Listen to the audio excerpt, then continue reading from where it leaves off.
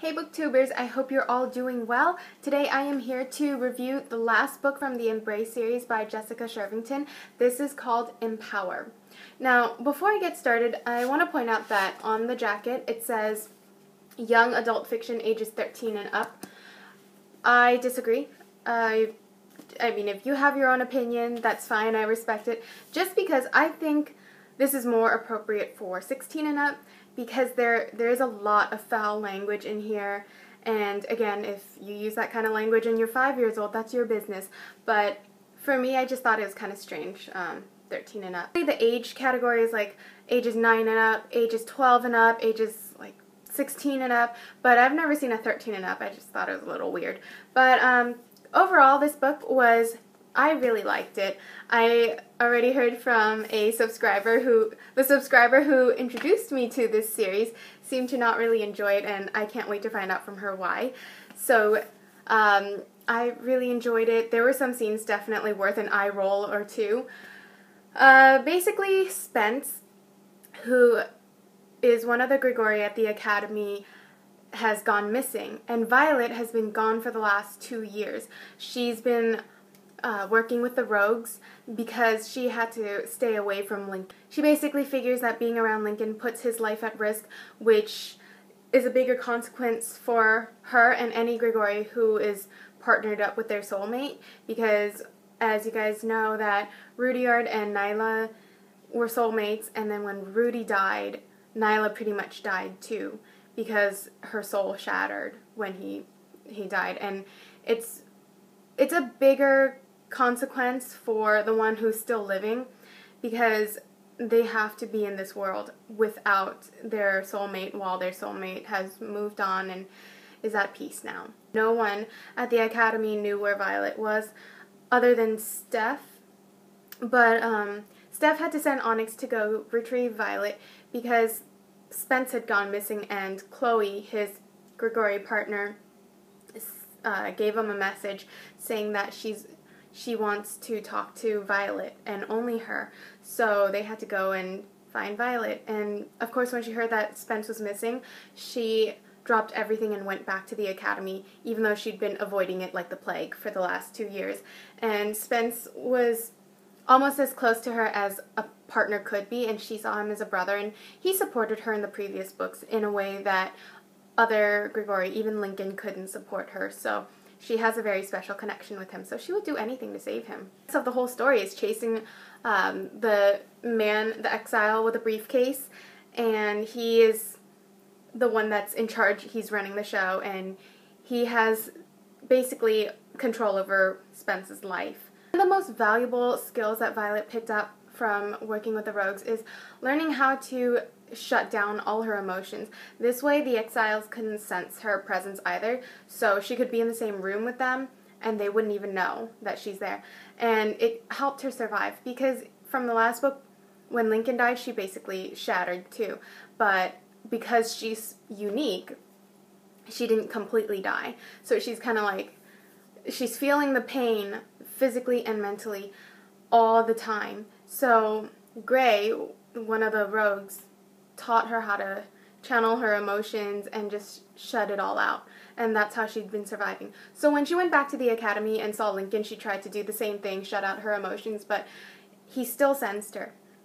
They still share that special bond, and he was running the mission on rescuing Spence, but Violet wanted to take over because she felt that she would be more effective, because Rogues don't they're not predictable, so she thinks that she and the other Rogues have a better chance at saving Spence, because what the Academy Grigori are trained to do, they're always going by protocol, so the exiles can assume what's going to happen. It makes me roll my eyes, and I kind of wanted to chuck the book at the wall. Like, it just made me so mad was when Violet wanted to take over, and Josephine and Drenson said that she can only take over and lead the mission if she defeats Lincoln, and they're not really fighting to, like, kill each other, but they have to get that kill shot. So Violet won. And this is where I feel like Lincoln is being a little punk, because she won. She had the element of surprise. She was a lot faster than he remembered, and she improved her skill greatly. So she won. she had him nailed, and that was the kill shot. But then Lincoln decided, being a big baby and all, said that it's not fair how the rogues fight because he understands that they put up their emotional barrier, and Grigori need to fight with emotion. So he made her lower her defenses, and so she was feeling the rush of all that pain she had been suppressing for the last 2 years, and it's unbearable. So she fell to her knees and cried, and he just comes around her and like puts her in like a headlock gently, and then has his other hand over her chest, and he's like, kill shot. That was just a cheap shot. I mean, seriously, if who cares? You know, she had the first kill shot, so dead is dead. Why does it matter if she fought with emotion or not? I mean, that's usually why the good guys lose, because they have emotion, they have too much to lose. So I thought that was very childish of him, and she won fair and square, and he's just a big baby. I was not liking Lincoln's character, because what kind of leader is that? He just totally took advantage of her emotions. And like I said, if you are fighting, all that matters is who wins and who's living and who's dying. And clearly, well, we know Violet would have killed him if that was really a battle. What I really appreciate about this book is that it felt like Violet's character was embracing all over again, like in the first book, because she had basically left herself. She left everyone she cared about behind, and she left her own personality behind. And so she had to embrace all over again. And I thought that was a great decision for the author, because you don't ever want to give the protagonist too much power. And Violet was becoming very powerful and unstoppable. And, you know, being able to have these special abilities, having all the senses, and being able to cross realms and stuff. If you're going to give them that much power, you need to give them a serious downfall. So she had a major setback. Basically, she had to let go and embrace all over again. It was really sad at the end, because some people had to die, because it is the biggest war of this era. I was like crying buckets toward the end when certain characters had to die, but I appreciate the reality of it all, because it would be pretty silly to say that, you know, 2000 Grigori went into battle and everyone survived and everyone lives happily ever after. No, that's not how it works.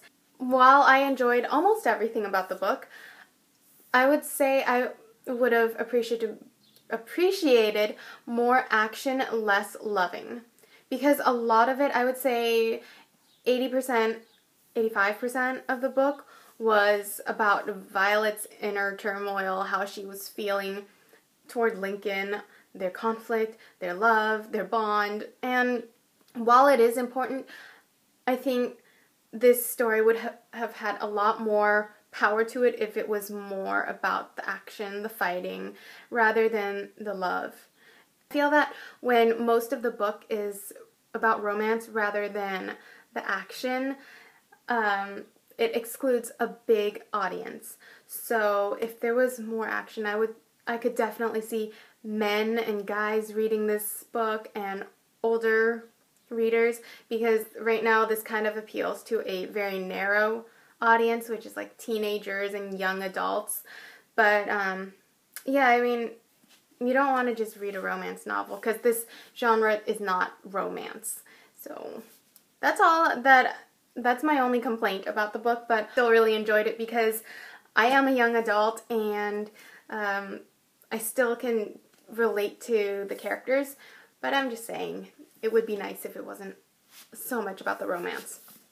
I give the book 4.5 stars out of 5, and if you've started the series, I would say definitely see it through and finish it, because is this the fifth book?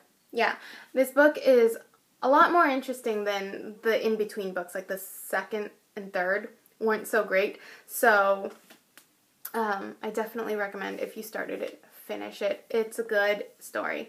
So if you've read the book, leave comments below. Let me know what you thought of it. Thanks for watching. I'll be back soon with a new video. I hope you have a good day. Bye!